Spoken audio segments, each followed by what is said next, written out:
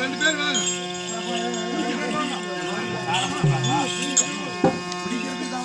குடிக்கிறதுக்காவா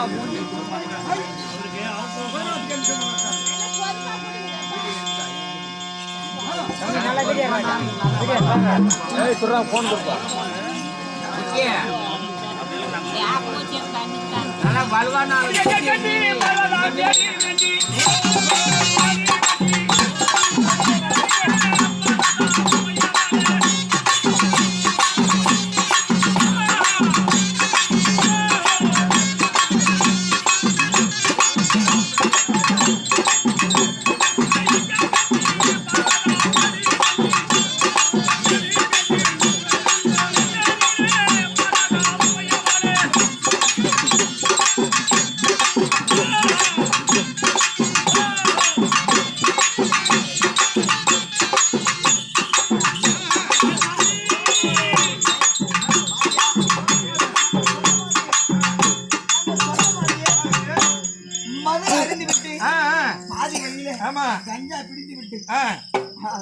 தடுமாறின்னு வராரு. எப்படியாவது பொறுமையா கொண்டு சென்று வீட்டுக்கு கொண்டு போய் அதன் பிறகு அவருக்கு வீட்டுல படுக்கிறாரா இல்ல வேற ஏதோ பண்ணுவார தெரியல. என்னவும் பண்ண முடியாது. ஆளை புடிச்சு போய் அழகா ஆதி பண்ணி வச்சா நடு வீதியில் விட்டு விட்டா ஒரு மனைவியாக இருந்து என்ன சொல்லுவாங்க ஏன்னா இதெல்லாம் ஒரு பொண்டாட்டி இப்படி கணவர் இப்படி செஞ்சா மயக்கத்துல மது மயக்கத்துல இருக்காங்க என்ன கேவலமாக பேசுவாங்க. அதனால பொறுமையா நீ கரெக்ட் பண்ணிக்கோ.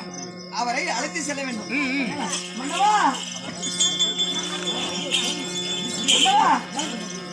சாமி மன்னவா வாருங்கள்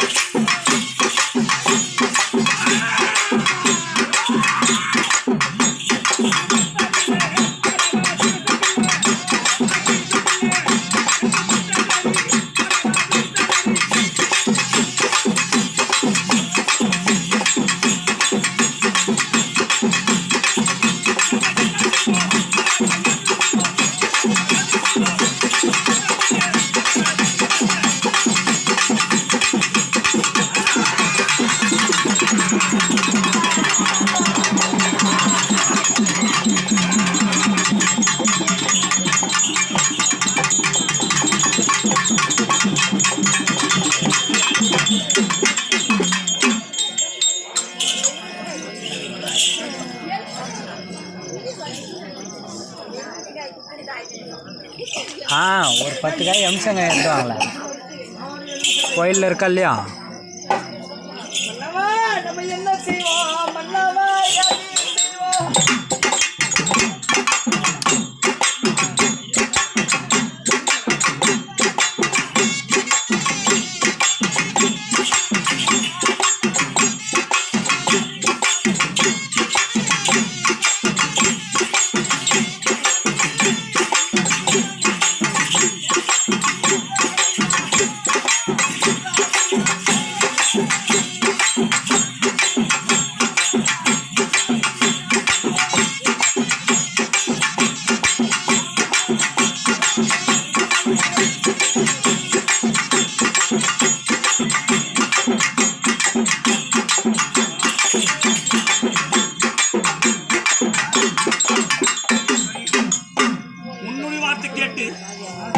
அந்த பிரம்மனோட சரசை ஓர் சரசை அறுக்க வேண்டும் என்று சொல்லி போனீர்களே அறுத்து உன்னிடத்திலே எனக்கு பிரம்மகாவால் பிடித்து விட்டது. சரி, அறுத்த உடனே அந்த சிரத்தை அறுக்க சிரமாக்கப்பட்டது.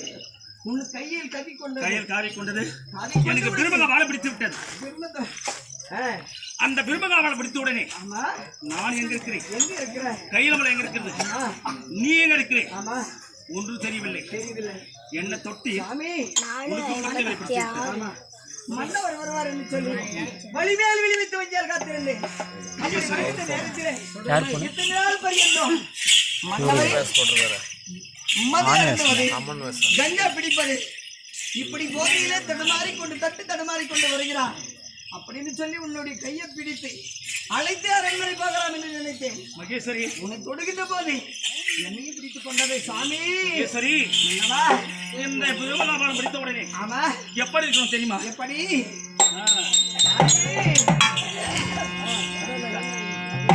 மகேஸ்வரி அந்த நாடாடே பார்வதாடி